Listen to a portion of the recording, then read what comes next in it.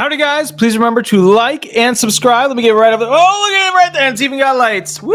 Look at that. All right, let's get right to it. Now, this is the video where we answer specific questions from those about Social Security benefits. Could be retirement benefits, Social Security disability insurance benefits, supplemental security income benefits. I do this where I donate around 2 hours. It's actually less than that, but the whole Thursday thing is around 2 hours.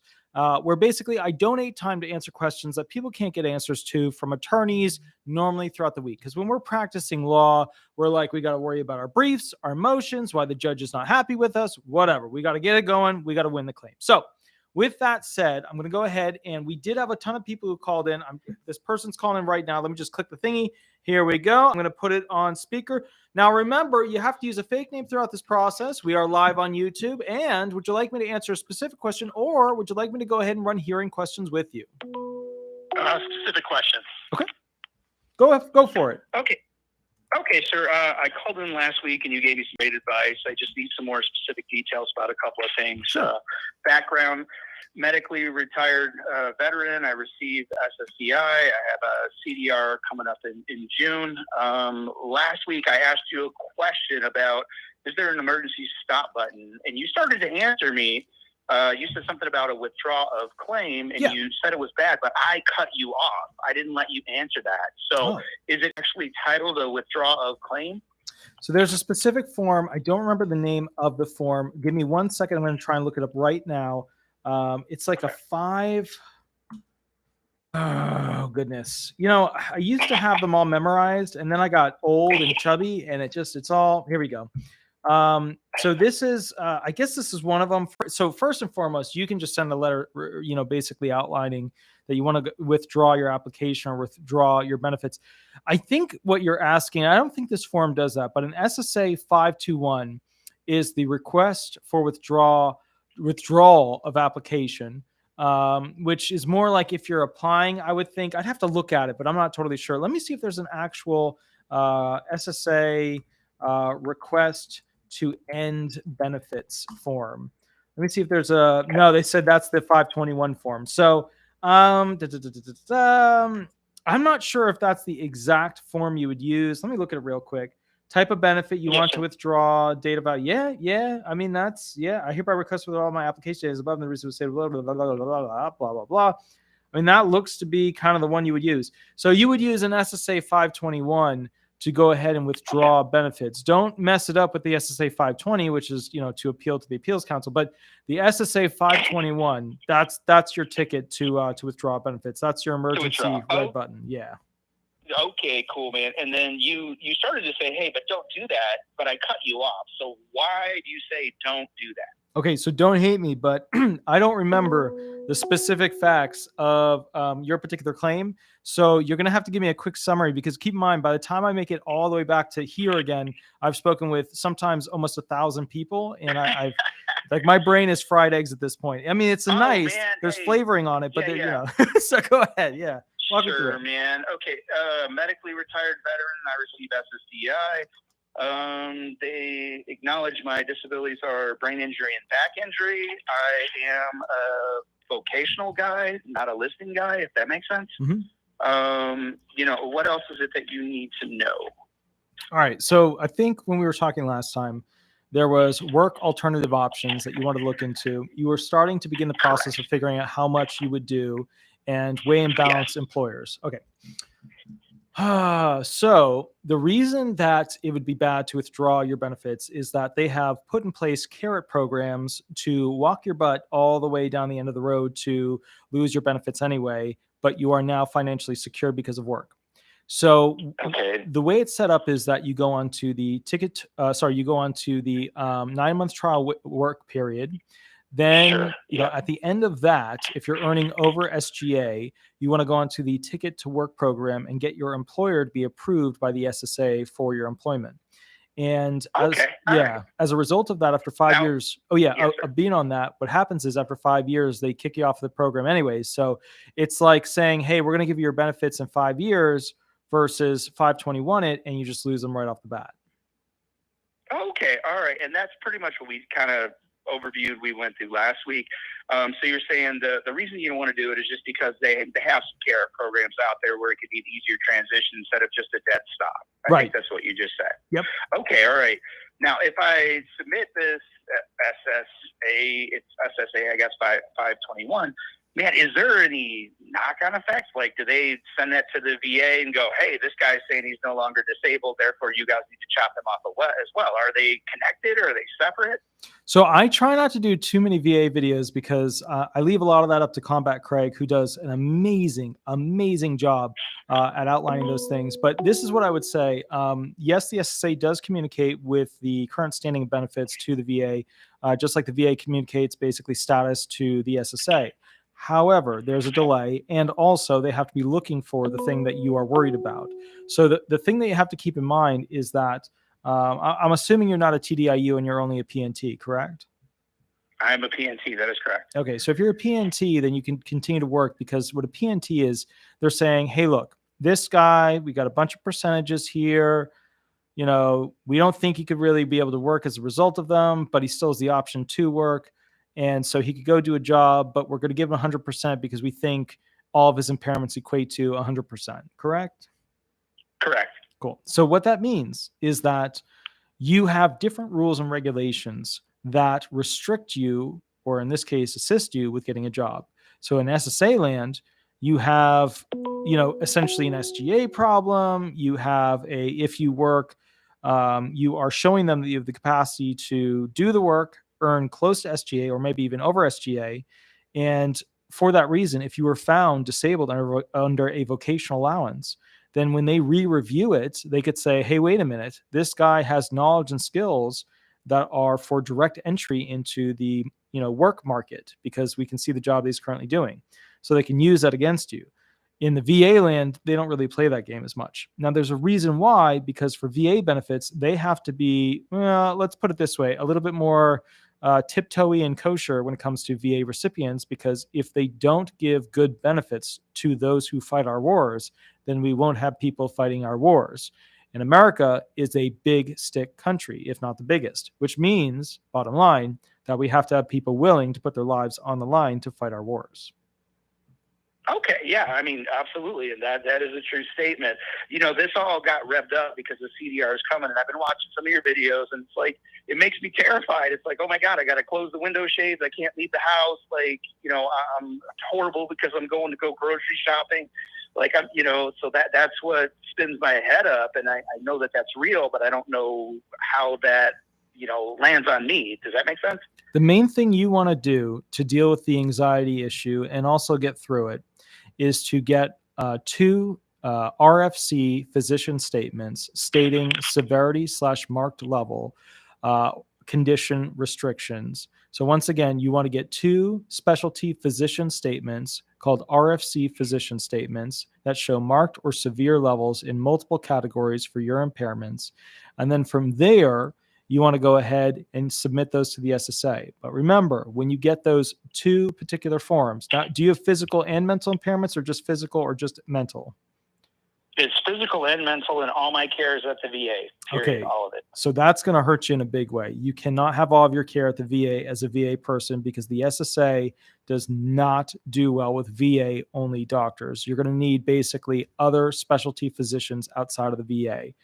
Now, with that said, and just so you know, I don't know what your mental restrictions are, but when it comes to suicidal ideation or homicidal tendency-based ideation, the VA is now, with their new rule, they just came out with it, covering your ability to go to outside hospitals where they'll cover the bill, no problem, no issue. But at the same time, you pay Medicare every month, so you're pretty covered as it is. But point is this: you need two specialty physicians, one physical, one mental, showing marked and or severe limitations in multiple categories, so that when they do the analysis based off of listing level criteria, you meet a bunch of the restrictions to be leaning more towards an element 3 listing approval than an element 5 vocational approval.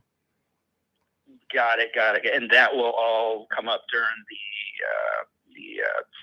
the continuing disability review, the CDR, right? Well, here's why it's important. Yeah, during the CDR, continuing disability review, they're going to have a section where basically they, get a doctor on their side to review all the medical documentation. And when that doctor does that, you need to have those 2 physician statements, the RFCs, in. And here's why. They changed the rules in 2017. In 2017, in the early months, the very early months, you could have a specialty physician statement from your doctor, and that doctor, the specialist that you would go to multiple times, would hold significantly more weight than one of their doctors, specialists that they send you to, because you've seen that doctor more often. They know your, medical documentation very well. They know your case very well. They know all these details, right? So naturally, it would seem and make sense that your doctor would have essentially more standing or more weight of evidence than some person that's seen you for 20 to 30 to 45 minutes from the SSI. Right.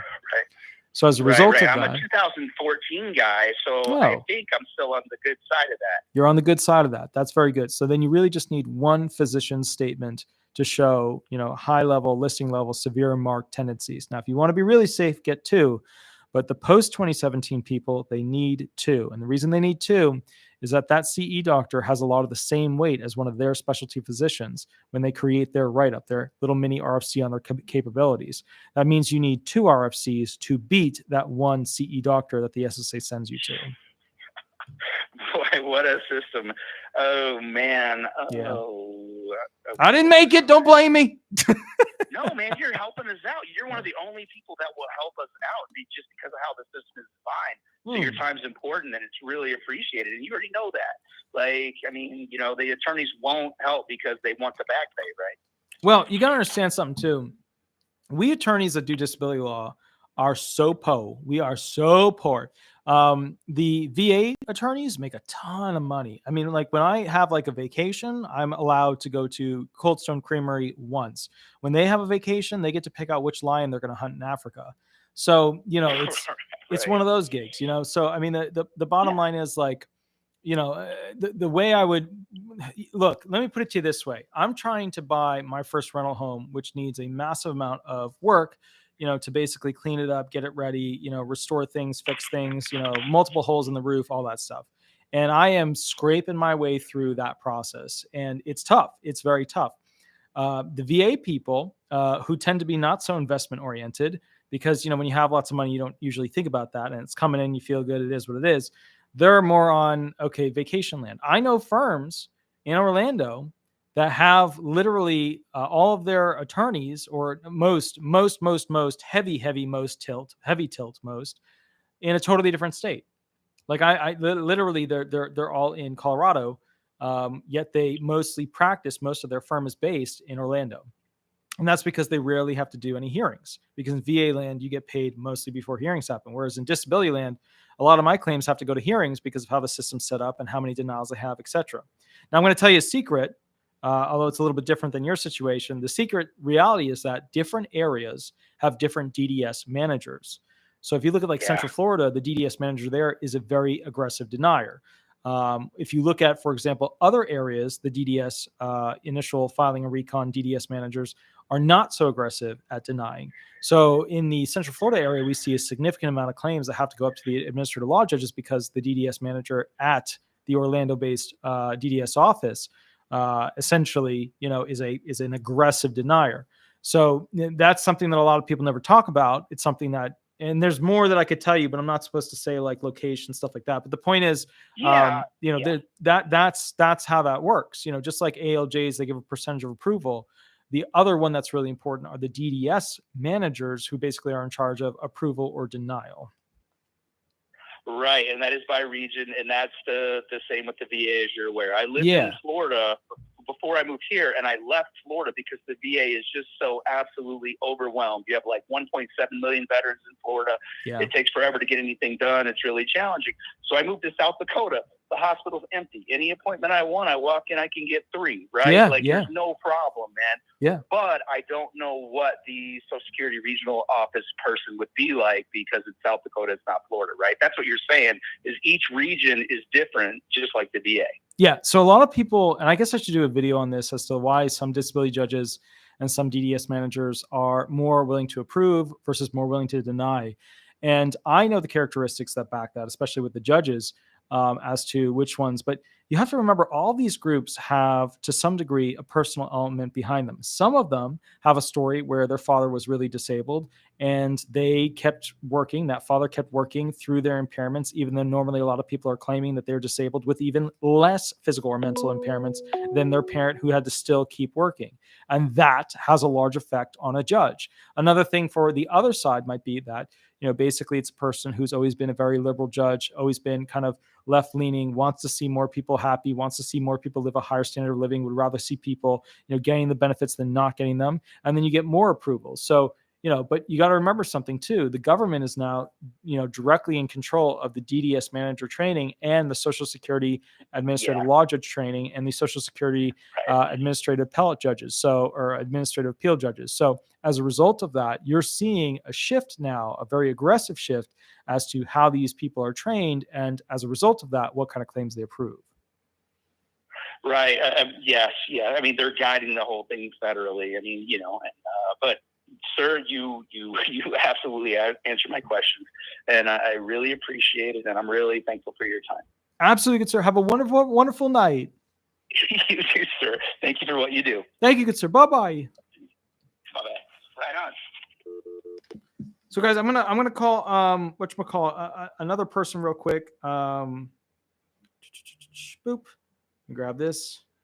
Okay, excellent. So I remember to use a fake name throughout this process. We are live. Hello. Go ahead and would you like me to answer a specific question, or would you like to run hearing questions? I have a question. Sure. The question that I have is, I have a very jealous neighbor. Oh, that's tough. I'm sorry, right off the bat. Jealous, yeah, I have a very jealous neighbor who sits back with green eyes, and she sits back, monitors, watches everything I do, even though she knows I am disabled. Mm-hmm. Sure. Okay. So the question I have is, I'm 62. I'll soon be 63, and I know she's constantly calling on me, trying to challenge my disability, even though she knows for a fact that I'm disabled. Sure. At what age do they stop monitoring you or messing with you? Once you get past age 62, 63, or what? Usually 63 is the stopping point. It used to be 58, then 59, then 61, 62. 63 usually is the cutoff point. However, they will continue to go ahead. If you remain on supplemental security income, obviously Social Security disability insurance transitions at, essentially full retirement age. So 67, 66 for most of the people out there. SSI transitions at 62. But usually 62, 63, that's the cutoff, because then you're, swapping over to retirement. So are you on is that the same thing, excuse me, is that the same thing for widows or widowers benefits, the same guidelines basically? So widowers benefits, I mean, the interesting is that those are kind of a continuation, because are you on regular disability or SSI? I am on widows. I'm on regular disability. I'm on regular, but I get widows through my husband, because I was disabled at the age of 50. Okay. So, holy cow. Wow. Somebody just donated, holy cow, $75.70. Peachy Arnold Palmer. Wow. Somebody knows my special drink too. That's my special drink. Like that's amazing. Holy cow. Okay, so guys, there's a special drink that they don't really make anymore. You have to buy it off Amazon. And when you get it, usually the cans are all beat up and the print on them, like the coloration of the print is like all messed up. But there is a magical Arizona drink, which is Arnold Palmer.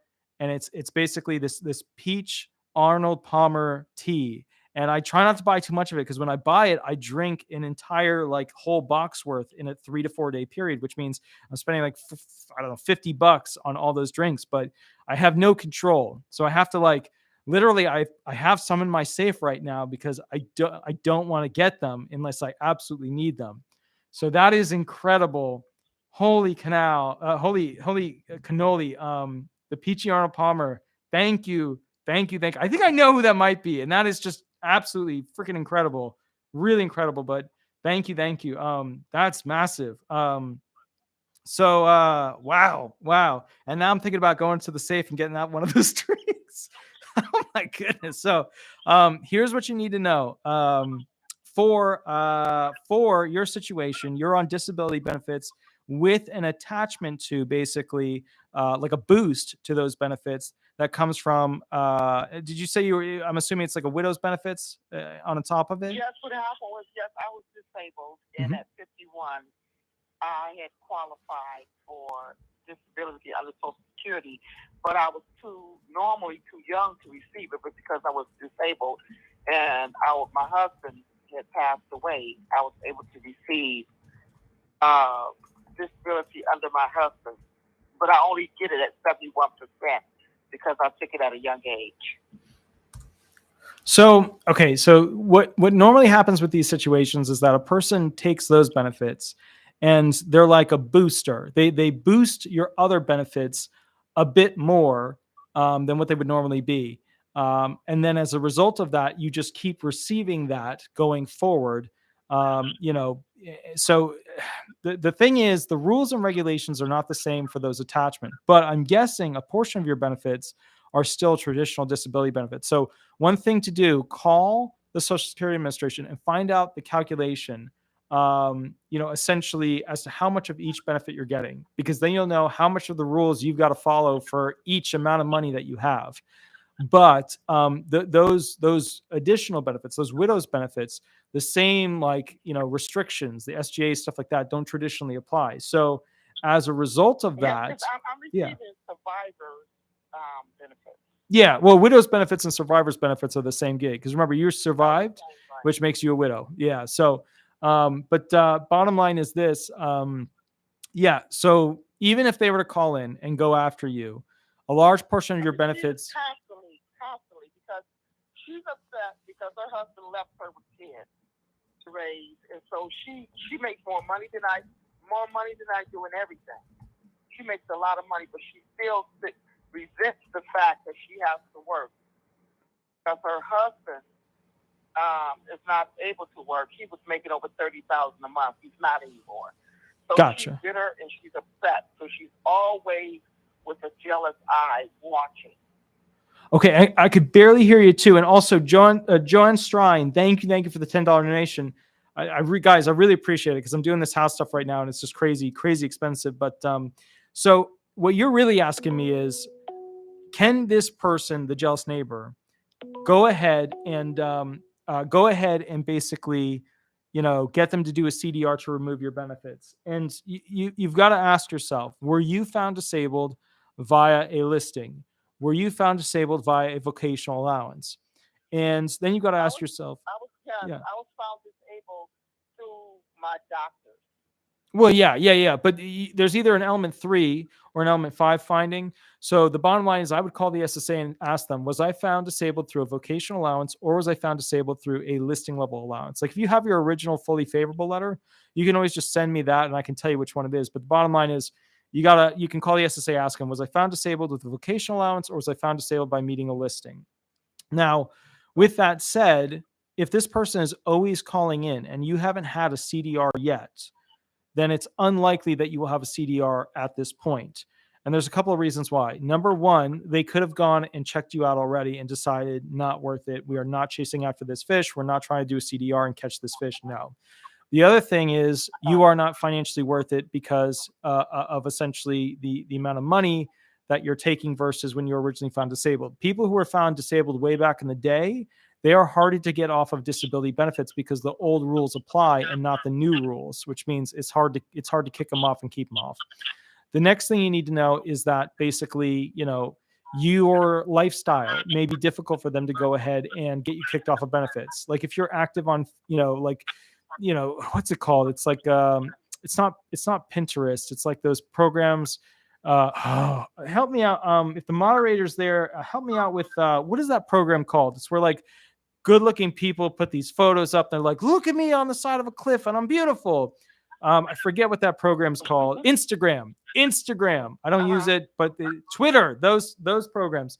If people are using that and showing updates where they're kayaking, skiing, and riding a camel through, the abyss of the deserts, then that type of lifestyle is more likely to draw attention. But if you don't participate by posting photos of yourself online, then basically they don't have much to go on. Because remember, when there's videos of you and photos of you online, it's not like text. Text like, hey, I like to, jump my Harley off of cliffs. If you make that statement, it's hard to still get somebody found not disabled because of that. But if you show a picture of you, what about on an intellectual level? Say if you're on Facebook or whatever, different places, and you are intelligent to a degree, but you're still disabled. So how do they count that? So they look at your writings and say, oh, she could work, or you know what I'm saying, or he can work. Well, you got to remember, like, people who are disabled come in many ways, many different shapes and forms. Just because you can't see the disabilities doesn't mean that they're not very strong. I mean, some of our most brilliant, absolutely massively brilliant scientists were, at least in the beginning of their impairments or throughout the rest of their life, look at Stephen Hawking, look at Albert Einstein, look at Thomas Edison. In the very beginnings of their impairments, you would have no idea. But again, hyper intelligent individuals, I'm still waiting for them to make an Ancient Alien show about how they were aliens themselves. I mean, that to me seems like a valid argument. But anyway, the point is, look, do you have physical impairments and mental, or just physical, or just mental? Like, help me out. Give me some direction. Yeah. Both. I suffer from post-traumatic stress syndrome, and I have physical disability. Okay. So with the PTSD, the main argument with PTSD is that basically an individual has these nightmares and flashbacks over and over and over again, which makes them not able to focus on a particular task, which means they're always off task. They also can't wake up on time. They're also not having a good sleep cycle, which means they're not going to be able to get to a job or do a thing on time consistently. So, your neighbor could say that person looks fine to me, but in reality, your doctors say that you are mentally impaired. Your neighbor has no causal connection or strength of argument with what they say to the SSA unless they have some direct proof that you are mentally, doing things that normally on a consistent work basis, 8 hours a day, that you're able to do those functions. Like if your neighbor took a video of you that was 8 hours long for, 5 days of a week of you just working and doing something, then yeah, they would have an argument against it. But otherwise, just to catch you for 2 or 3 hours doing something because you have the mental capacity to do it, it's tough for them to prove that your PTSD is well enough to the point where you could go back to work working an 8 hour a day work job. Yeah, this person, she got a jealous eye. I don't understand it. And I didn't think it was possible for people who make way more money than everything with what you do. Yeah. But she see me as a single woman, no kids, carefree. She doesn't have the slightest idea what I'm dealing with. So that jealous eye is something else. Well, maybe because I'm a lot better looking than her. There you go. There it is. There it is. There it is. Yeah. You have to keep in mind too, like people, I was just, I was thinking about the HOA I used to live in. The HOA, people would target me because I was an attorney, and then they would try to battle with me. And, at first the little battles, I ignore them because like I don't have time to deal with that. And then they would turn them into big battles, and then I would win them, but I would win them aggressively because that's what we have to do as attorneys. And the problem is that people want to impose their superiority on other people, their standards of living on other people, their expectations on other people. And, the weird thing is that in a country like America, we are not just one culture. We're not one culture. We're not one religion that taught us to live one way. We're not one system that went one direction. We are all these different things. So the problem is that there are people who have lived in that one identity world, and they want other people to live within that similar identity. And then when you take individuals who basically, think that other people think like them, whether it's, at this particular capacity or making this decision or that decision, they can't inherently decipher why you're doing what you're doing, because to them, you should be thinking the same way they think. And as a result of that, there's that tension. But that tension is the result of differences in lifestyles. And so, the bottom line is you're never going to beat that until the next generation comes around and realizes there's more options out there. Got it. So basically what you're saying is I would ask them, is it vocation or was it a physical list of requirements that I've met? Yes. Correct? So the listing level criteria, those impairments are tougher to be found disabled under an element 3 listing level. That's where you meet, one of the, in your case for the PTSD 12.15 base listing. Now, vocational allowance is where multiple impairments, not just one, equate to an inability to go ahead and work. Whereas a listing level is where there's just one impairment that meets the severity requirement. So, with the listing level, if you can prove at your listing level, that's a much, much higher level of disability approval than a vocational level. Vocational level disabilities are pretty much, easier to beat when it comes to CDR reviews. So, okay, so what you said, physical list of requirements, that's harder for them to get to than the other one?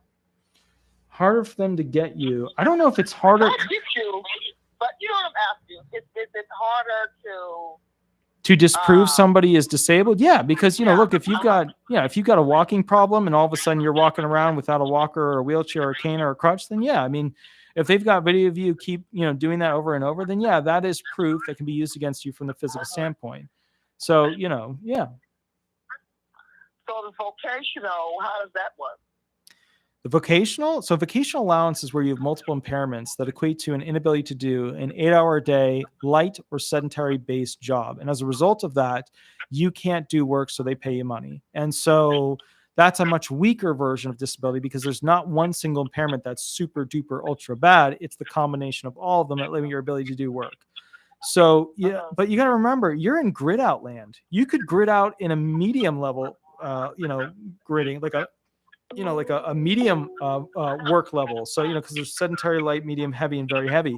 They're not going to mess with you in your 60s because element 5 of the vocational allowance, could you do other types of jobs? It disappears. The only thing they ask is, can you do your past work? And if your past work was super, super duper high level, the only thing you got to worry about are transferable skills. And if it was super duper low level, then you're already at the bottom of the base of the vocational market. And then at that point, you're good to go, because if you can't do those, they're not going to be able to do other stuff, and it wouldn't matter anyways, because when you're over 60 years old, they barely look at other jobs. Oh, okay. That's what I wanted to know, because I was going to be 63, and I was just, wondering, and no one should have to live like that in fear of being kicked off or whatever. You know what I mean? Yeah. Because, it's just horrible. It's no way to live. Yeah. No, I hear you. I totally hear you. Yeah. But anyways, whatchamacallit, there are things. Yeah. But let's do a video at some point where we actually go through how to protect claimants from people who are spying on them, who intend to report them. So shoot me an email on things that this person is doing, and I'll talk to the security expert and see if he can come up with a list of ways that somebody can protect themselves from prying eyes using technology and methodology. All right. Thank you very much. Absolutely. Have a wonderful, wonderful night. You too. Bye-bye. Thank you. Bye-bye.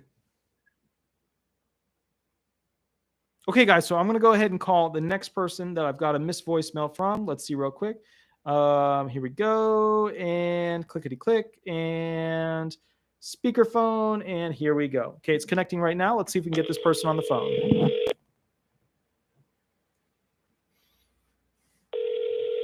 Ring number two. Let's see if we can get him on the phone. Oh, hello. Thank you for calling.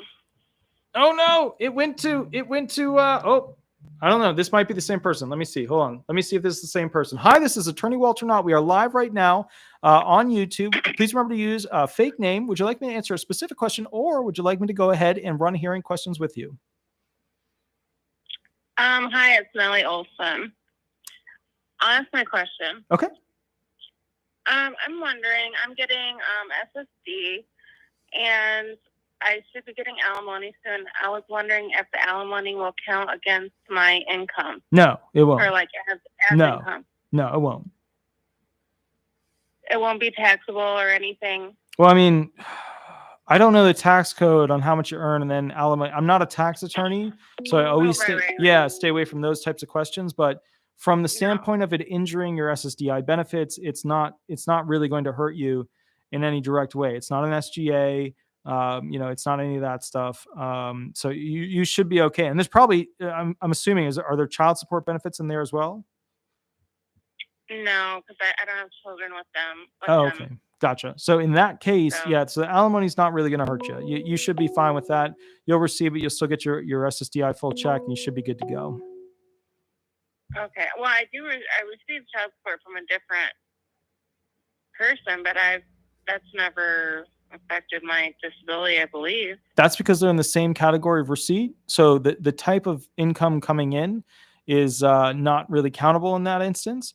So, the bottom line is that the way it works is it's not like you went out there, you were shoveling or mopping or something and earning the money.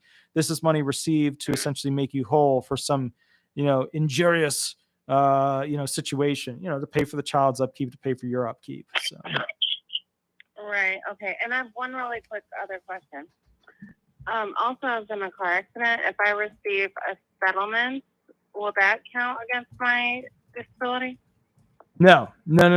So PI benefits, basically, whatchamacallit. So PI benefit or personal injury benefits don't count against you. So when you get like a giant settlement or whatever, that shouldn't be used to hurt you. Okay, great. Thank you, Walter. Absolutely. You as well. Have a wonderful night. Thanks, you too. Thank you. Bye-bye. Yeah, the phone's stuck. I don't know what's going on here. Hold on. Okay, there we go. Perfect. So with that said, we're going to go ahead and take the next call. I'm just going ahead and clicking through something here. There we go. Okay, good. All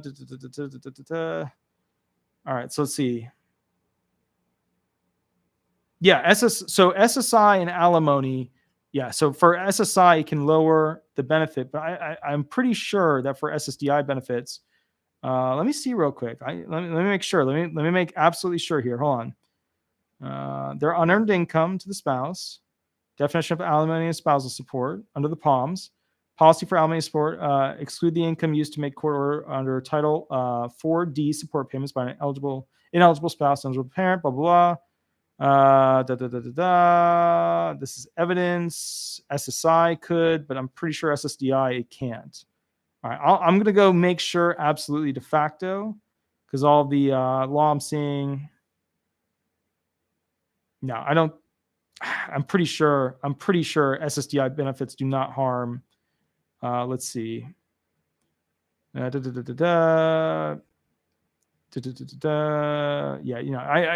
good. You're good. Okay, cool. So, holy cow, I missed like 3 phone calls right there. Okay, so yeah, SSI benefits and alimony, it can hurt you, but SSDI benefits, traditional disability, it's not going to hurt you. It's all unearned income. All right, let's get this next call. Okay, so we are live on YouTube, Attorney Walter Hnot. Remember to use a fake name throughout this process. Would you like me to answer a specific question, or would you like me to run hearing questions with you? I would love to talk to you about a couple of hearing questions. Oh, I'm excited. Nobody ever calls me about that. You have my attention, so I'm ready to go. Walk me through it. Okay, so about 2.5 years ago, I was around a bunch of people who came out with COVID, yep. And I was asymptomatic. I didn't get tested, but I really got I still felt ill. Anyways, fast forward a month, I got this weird dizziness thing. It's called triple PD. It's a chronic dizziness. Mm-hmm. And so I've contacted with an attorney, but they haven't really walked me through any steps. And I have a hearing in about 2.5 months. So I've got my hearing here. Okay. With the triple PD, it's highly it's a subjective evidence. And so there's no objective evidence. There's no MRI. There's no X-ray. There's no nothing. Blood tests. And so my question is, the only evidence I have is my work history of how I am as to be believed, as well as a journal I've kept. Okay. And I'm just wondering how does that weigh out through a hearing typically? All right. So just to clarify real quick, are we talking about the dizzy, like the head issues and are we talking about so I heard triple PD, which is that new one that's out. Right. Yeah. So give me, Yeah, so it's tell people about that's that because called they're not going to know. Yeah. yeah, triple PD is called persistent postural perceptual dizziness. And it used to be called chronic dizziness, but it feels like I'm on a boat 24/7. And so some people think, well, that can't be too bad, but after an hour in the morning time, when you're dealing with it, your mind starts to shut down. So you have brain fog, you have dizziness, you can't think. It feels like I've had a stroke. And so the only way to escape it is sleep. And so usually you're sleeping like 14 to 16 hours a day. So it is really debilitating where you can't function. You can't function mentally as well as, you're knocking into things. It's not like a vertigo, where it's a rotational dizziness. It's not like Meniere's where you have like these drop spells where you just drop to the ground, but you have these feelings of motion. Like if you're sitting in a bus and there's a bus next to you and they're both parked and the other bus pulls away, you feel this motion. And so you feel that all the time. And so I've had one job, same job for the past 18 years, usually working 40 hours a week. So, but yeah, anyways, it's all subjective though. I've gone to 12 different doctors, 2 neurologists. I got to be a 3rd neurologist here soon. Okay. Been to like GP, ENT, vestibular rehab, etc. So you're okay. Now let's break it down to the original question. What are the 2 forms of evidence that you are submitting that you want to know how much weight they will have? Right. So I have the doctor's history of me going to my ENT and taking medications. Usually is treated in 3 aspects. They say doing vestibular rehab. So I have home exercises I do, because that's all it's very simple stuff. So I have home exercises to do the vestibular rehabilitation asked me to do. So I have that documented in a journal. And it's like 3 entries a week. It's almost 90 pages long. So that's one part. The other aspect is the actual journal itself, where I've logged my dizziness from 1 to 5, as well as the brain fog from 1 to 5. And then just kind of what I've done that day, the medications I've taken, et cetera.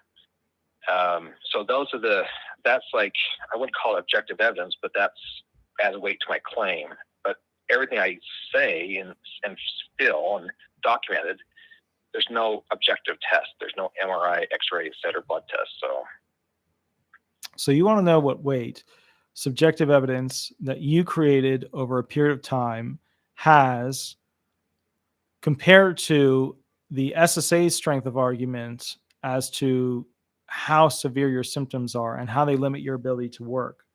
So because this is an impairment that is going to fall into kind of the mental limitation side, although, you still got like Meniere's, which is inner ear situation on the physical side causing mental. So, maybe they tied into an attempted listing like that. Do you have physician statements explaining what your limitations are? Do you have a doctor that has gone through some sort of analysis as to why you couldn't work? Have you had a vocational expert? Because look, for these types of claims, you usually need a vocational expert on your side of the coin, not just the one in court, to write off why you wouldn't be able to do basic jobs. Okay. Yeah. The current law office I dealt with, which is, I'm not happy with them with this, but it's too late to really find another one. They did not suggest anything like that. They just said, do everything the doctor suggests with you. And we can't recommend like a medical path. Yeah. Right. We can't, which I understand, but they haven't said anything about that at all.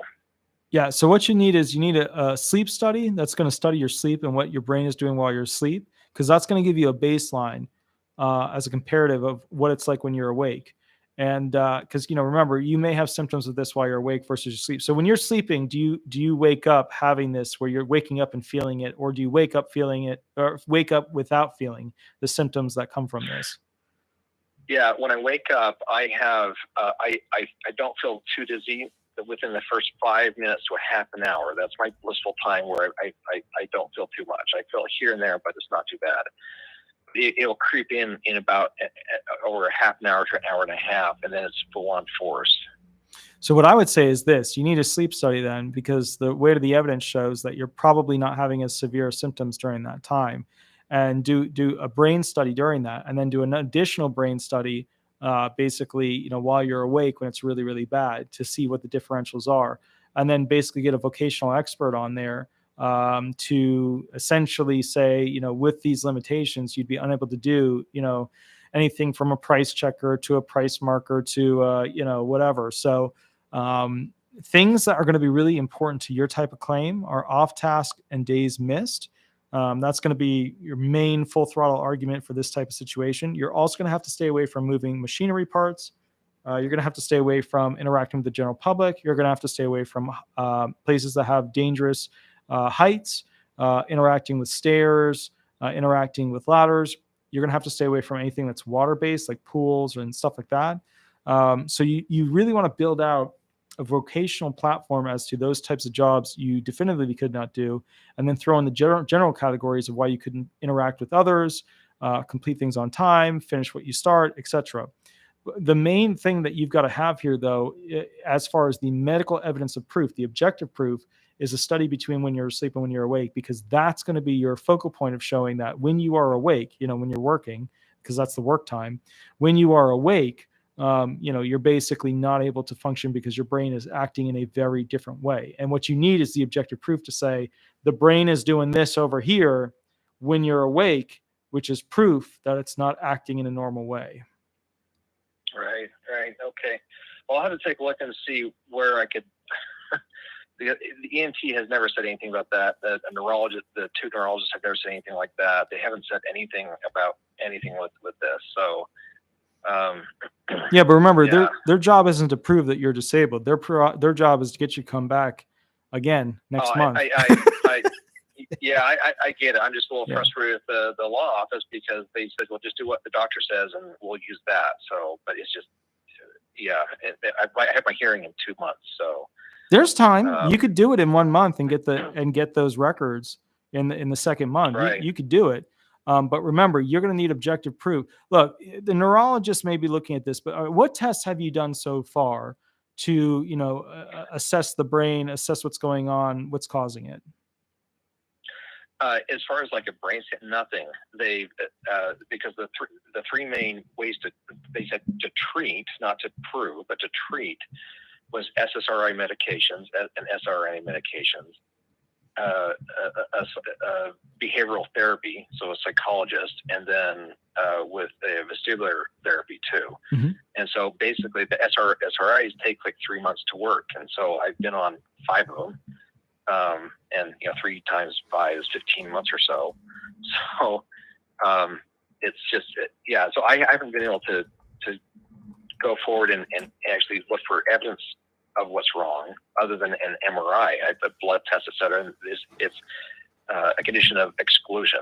So they rule out everything else. It's not Meniere's, it's not this, it's not a tumor, et cetera, but there's still these major symptoms.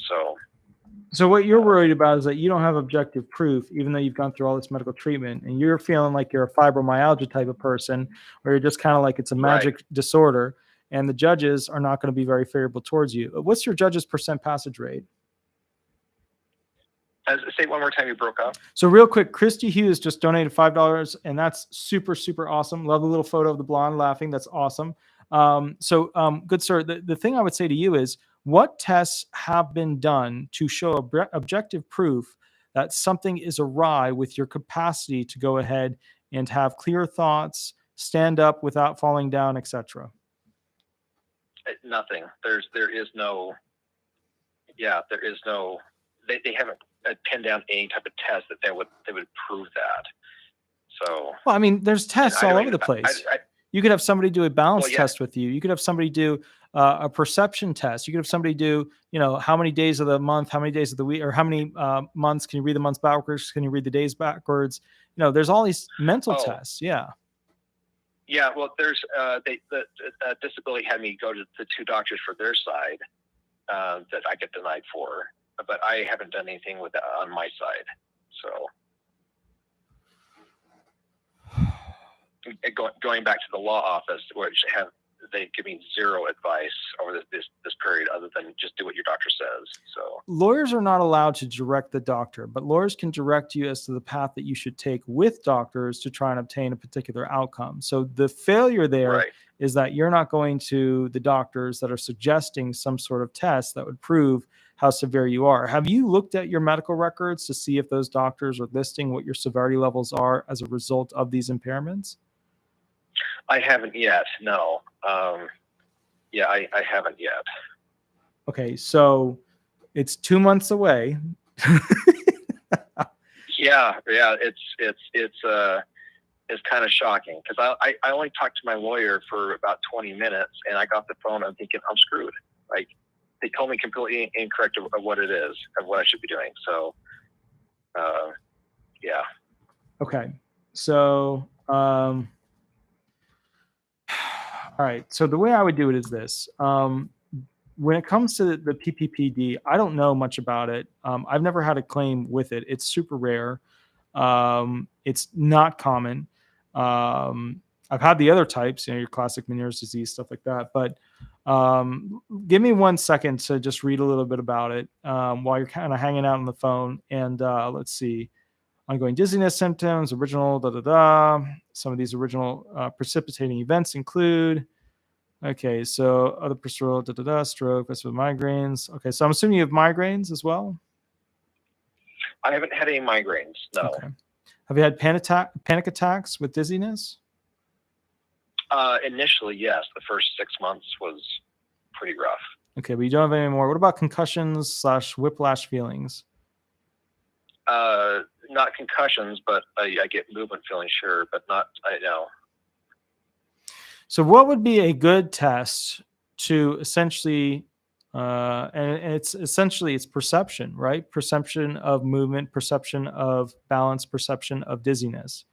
What would be good mechanical tests, other than, of course, sticking you on, a heart test to test you to basically, do the heart stuff and figure out how that is, and then you falling off and hurting yourself? What would be a good test to prove that you have an inability to consistently walk and or stand? That's really what this comes down to. Right. Yeah, and that's I'd have to look and see if there's any specific test where they could run it for half an hour to an hour or so. Because sometimes during the day it's not too bad. Other times, and it's highly dependent. I mean, unless I walk into a grocery store and I see some busy patterns, and maybe that could do it. If you Google, and this is the problem. It feels like I've had a stroke in the 20-point drop my IQ. If you look for optical illusions, if you Google that, and if you see one that's what do they call it? I don't know. There's optical illusions. If I look at pictures like that, it will make me very dizzy. Going into grocery stores make me really. I haven't been in a store for 6 months. So I'd have to look and do some research to see if there's any types of tests that would. All right. So here's the deal. One way that you can limit the vocational options of jobs that they can present that you could potentially do is by what we call environmental restrictions. The things like hot, cold, dust, loud sounds, vibrations, bright lights, blinking lights, pulmonary irritants, whatever. Look up SSA environmental restrictions. Think about tests that you can do with a doctor that show that your body reacts very abnormally to these environmental restrictions. You want to show mental restrictions, you want to show physical standing / walking restrictions, and you want to show environmental restrictions. Okay. All right, I'll look that up and go from there and see what I can come up with in 2 months' time. So perfect. So let me do this. I'm going to pop over to the next claimant real quick. I'm going to answer somebody's thing in the chat section, but let me catch up with you a little bit later, good sir. And then call me back. And have you at least run hearing questions at all with those attorneys that you have? No, well, yeah. I mean, I asked them, what the strategy is of it, and they said, well, we're just going to have to, whittle this down to I didn't know what he said, but I was really unimpressed with him. I'm trying to remember what he said, but he's like, well, it's going to be an uphill battle and everything, but we'll just have to prove your condition through lack of other evidence. So through exclusion, I guess you could say. That didn't seem very comfortable for me. So I'm left with my journal and what else the ENT docs and vestibulars people have done. So real quick, just to find out, but did you actually run hearing questions with them? Like when the judge says to you, do you have any limitation when it comes to standing? Did you go over like what to say? Did you go over what to say when they talk about, do you have any limitations to focusing or receiving oral instruction or written instruction? No, the lawyer hadn't even looked over my case very much. And so he was Googling like what you're doing right now, trying to catch up on what my case was even like. So I'm like, geez, it's a rare one. I messed up. So it's a rare disorder for sure. But man, you got to run hearing questions, because what's going to kill you is going into that hearing and saying the wrong thing and giving the judge the evidence they need in your own words that you are not severe.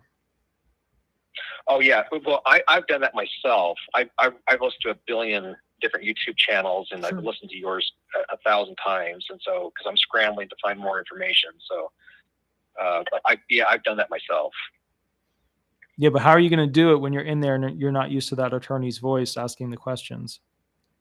Exactly. Yeah. And I'm trying, they have three lawyers in the firm. I'm trying to get to the main guy who actually has the name on the sign, and not the miscellaneous guy they throw everything to. So I'm trying to force that in the next week or so to get them up to run, because I've already called like 7 different other law offices, and they're like, it's too soon. We can't do it. We can't take it on. We can't do it. We can't do it. So they also they don't want to take on a claim. That's a tough one to prove. That's the other side, that's yeah.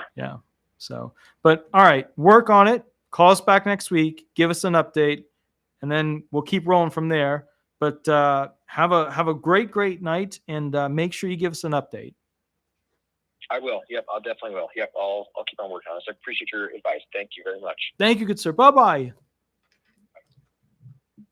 So I'm going to answer some quick questions from the chat real quick, because I know a few questions popped up. Let me move this thing so I don't end up eating it.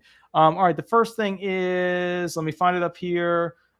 Creations. It took me 9 years to be approved for total disability. I still didn't get approved, not until I told them my husband died. So then I got survivor's benefits.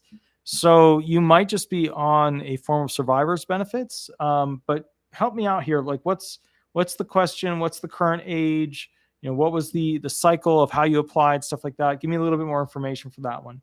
Next one, Constitutional Crusader. Very cool name. Today, my SSA account says it's in final review to make sure I still meet the non-medical requirements after the ALJ hearing. Sounds favorable to you? Yeah, that's usually a very, very favorable thing. Because remember, you have to do what's called a pre-effectuation interview after you've been found disabled, via a administrative law judge or even DDS. And the pre-effectuation review is where they go through the non-medical requirements for Social Security benefits. Back in the day when the judge would issue an order, like that was it, that was the thing. But then they added a secondary adjudication after the medical adjudication, which they put on the shoulders of the local field office to go basically call people to make sure that they meet the non-medical requirements for Social Security disability benefits or supplemental security income. So as a result of that, yes, that's a very, very good thing. That's excellent. Okay, let me see.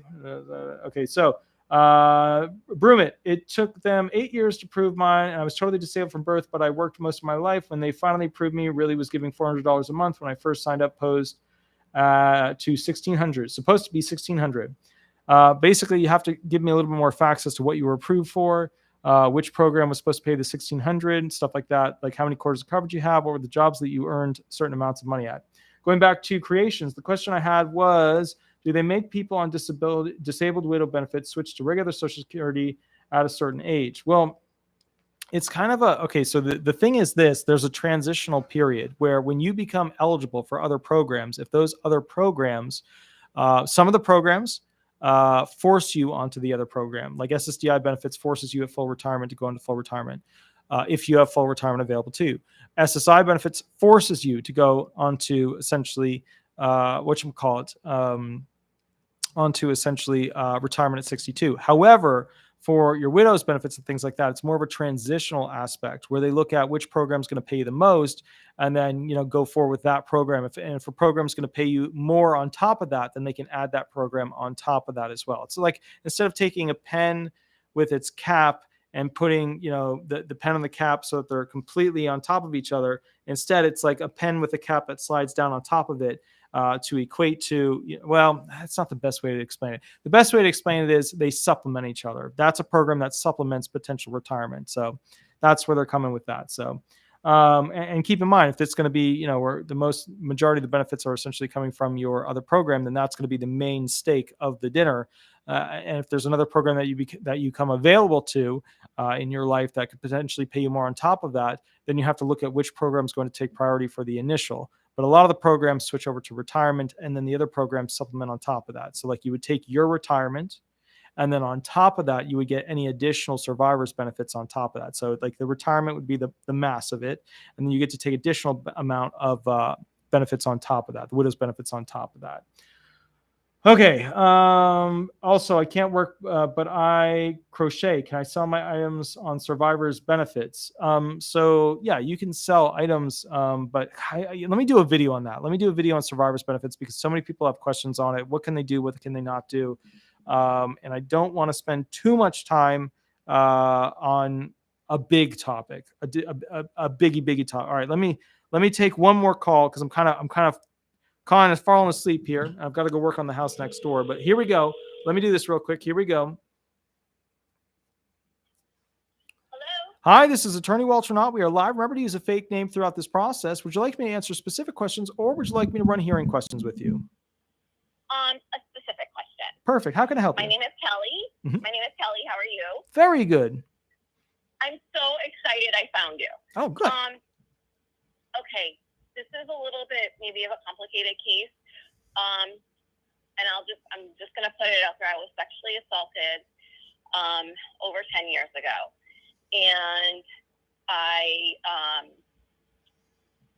have PTSD and from that happening. And so I did go to all my doctors and everything like that. And I stopped going to my doctors in 2018 because my therapist in 2018 because she was really expensive, wasn't covered by my insurance, and they wanted $250 a session, and she wanted me to come every week. And I actually went to her for a very long time, and she did a lot of the reports for me, and everything was fine. And then in a little bit after 2018, I was called up for a CDR. I think that's what it's called, right? Mm-hmm. And they sent me to their doctor. And when I went to their doctor, she was made me think, which I think this happens a lot, made me think that I was still disabled. And she said, you're not going to therapy right now. And I told her, I said I couldn't afford it. And she recommended to me 2 people that she recommended that she knew of for me to go to therapy for. Mm-hmm. Now, when I got my review letter back, she said I was fine. And, I told her it's not that I can't work. It's just that I have good days and bad days. And it's that, I don't know if I wake up in the morning, if I'm having a good day or a bad day, and if I can't sleep through the night, plus also all the trauma of, I have to say all the sexual stuff going on the TV, from Bill Cosby to, Jeffrey Epstein and all this stuff. It's really sort of triggered stuff in me again, and makes me feel extremely unsafe. And I have extremely severe PTSD. So one question I have is, my therapist that I was going to, she actually worked for Social Security. Okay. She told me they deny to the end until you get to the judge.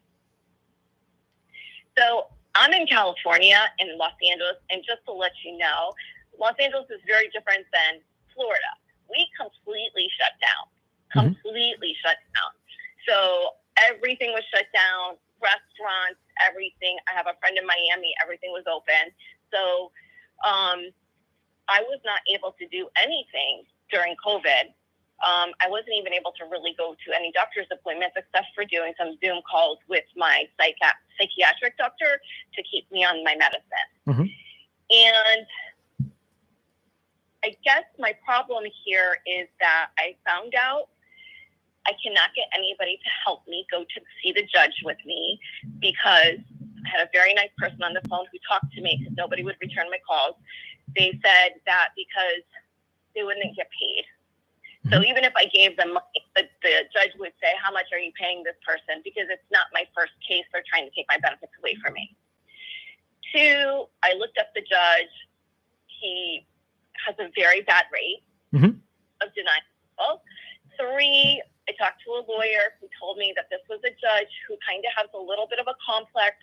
He really wanted to be like a real judge, supposedly, but then he was assigned, he wasn't good enough, so he was assigned to do these cases, and he kind of became bitter. Okay. So 1, I'm extremely afraid to go in there, and 2, I'm going by myself. And he's already given me one problem, and I'll tell you what that was, and I had to fight him on this, was that I had a case, my case was supposed to be in October, and my mom passed away. And I had to go to Connecticut, and he made me fill out a form. He made me send my ticket in and fill out a form, and he denied my hearing from being postponed. So I started crying. I was really upset. And then I wrote him this letter. I had to pull out like a paragraph that my friend sent me, who's a lawyer, saying like, I have the right to have an extension due to a death in my family. Yeah, you do like, with the SSA stuff. Right. You do. So I just want to tell you that's how difficult he said to me, I don't care that your mom died. You should still be here. And I said, well, wait a second. You don't understand. It's not like I just went 3,000 miles back home, for 3 days and I came back. I said, I have family there. I have now a handicapped sister that's by herself that I have to take care of. I said, I had to work on the plot and all that other stuff. It just doesn't happen in 3 days and then I'm back. I was there for like a good month. So he did give me an extension. But my problem is my doctors are not being really, they're not giving me the correct paperwork that I think that I need to put in front of the judge.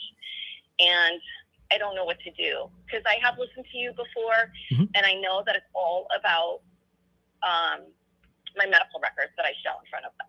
It's the big one. Yeah, it's the big. So just to clarify, you're now coming up against a hearing. You're still receiving your benefits on a monthly basis, which is why no attorneys will take the claim because they can't get paid from back pay. And you are having a hard time pulling together the medical evidence to support that you are still disabled.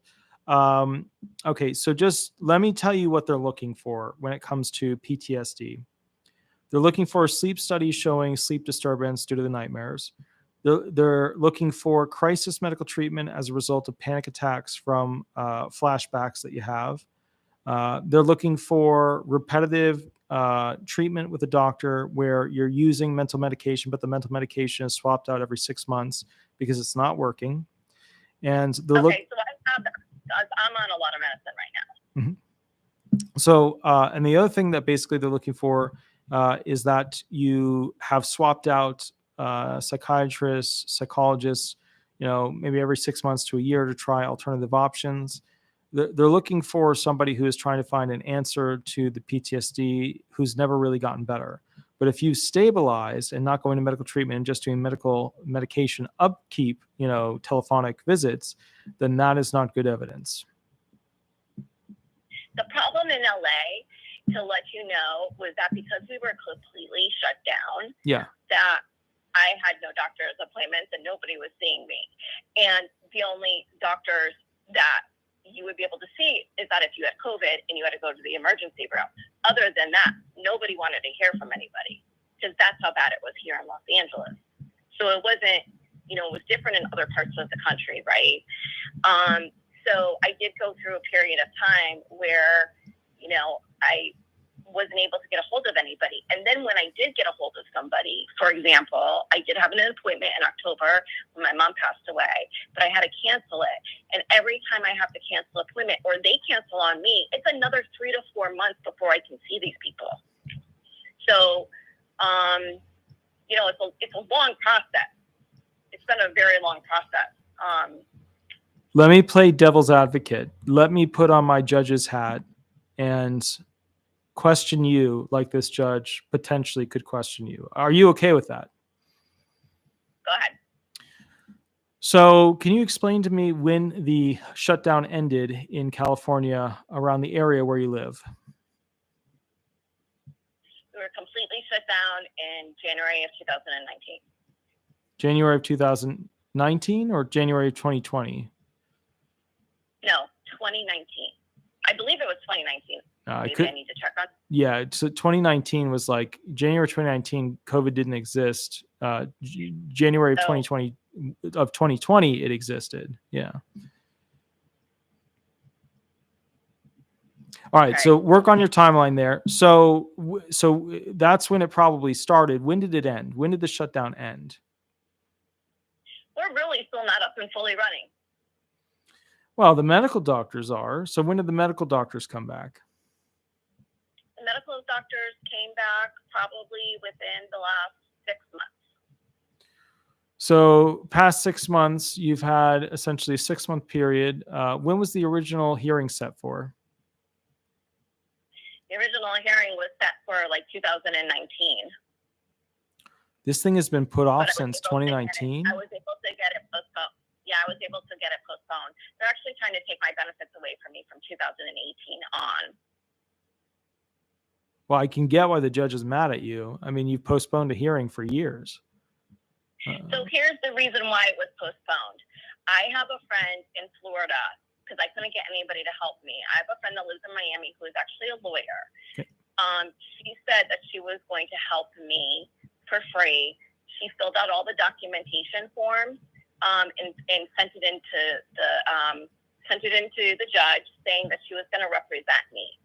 And then what happened in the summertime of this year, when I told her, hey, Nicole, my hearing is coming up, you know, let's move forward now. And she said, I can't help you anymore. Yeah. And for whatever reason. And I kind of like freaked out. And then I was like, well, what am I supposed to do now? You told me that you were helping me from all this time. So you played the trying to find a representative card, and that got you a couple of years out of it. And COVID got you some time out of it. But now you're coming down to the final moment and you don't have medical evidence with the thing in months from now for the official hearing. Well, I mean, I just listened to you and you said something about an RFP. And is that something that I can get doctors to fill out? Yeah. Email me later, like tomorrow, and I'll send you the one we use because you're going to need it. Okay. You're going to need it, and you're going to need them to fill it out pronto. So. Okay. I have one more quick thing to say to you, and I know this probably doesn't, and it might relate to this case, but I had COVID last year in February, and I was diagnosed with long COVID.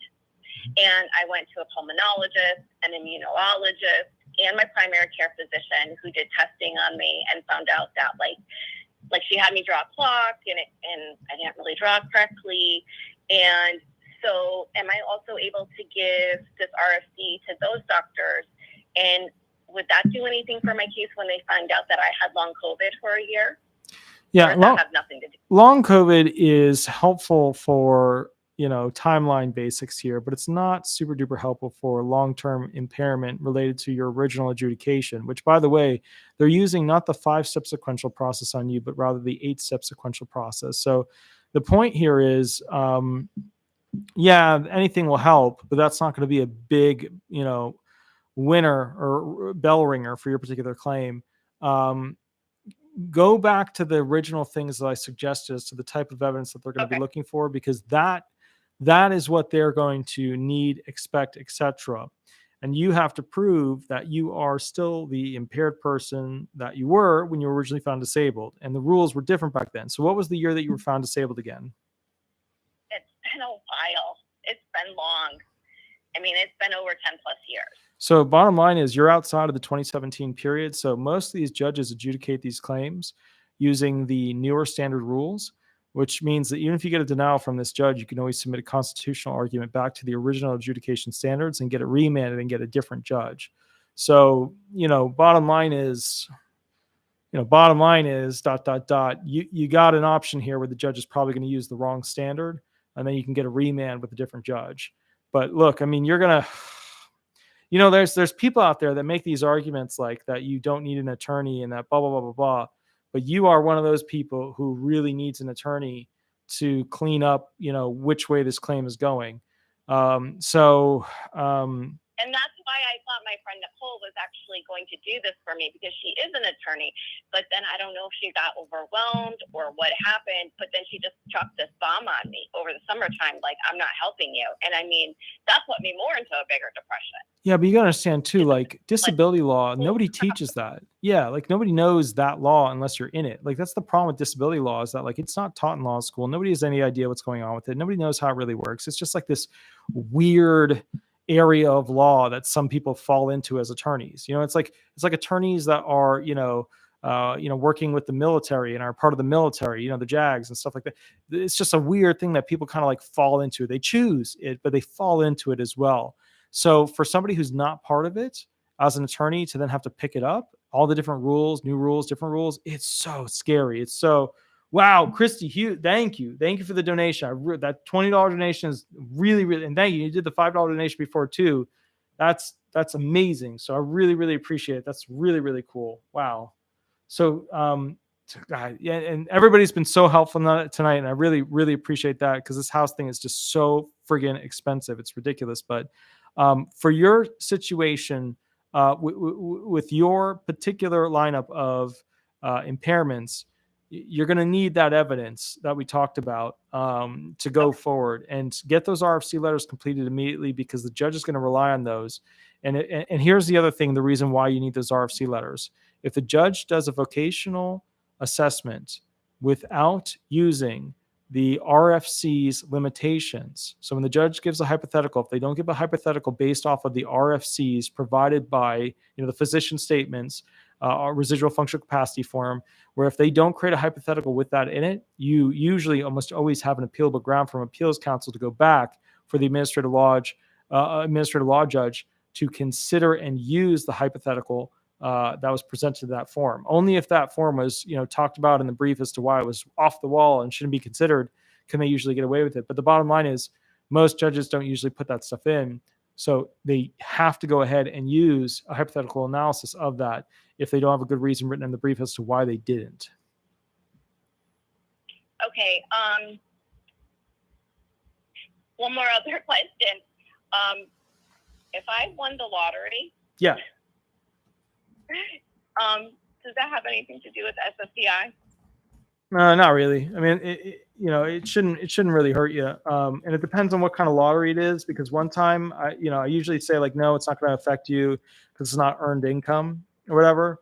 But there are lotteries out there where the way they contract them, they're like an income to you that can be considered earned. And then I got bid on that one. So just check what type of how it is categorized as an income, because boy, people ask me questions. When they ask me questions, they're like, what's the general rule? And then I tell them the general rule, and then they're like, oh, and then I'm like, whoa, wait a minute. But so, yeah, but in general, it shouldn't hurt you. This was actually, I was at a casino, and I mean, literally it was just, I put $300 in the machine and I hit like 62,000. And I was like, oh my God.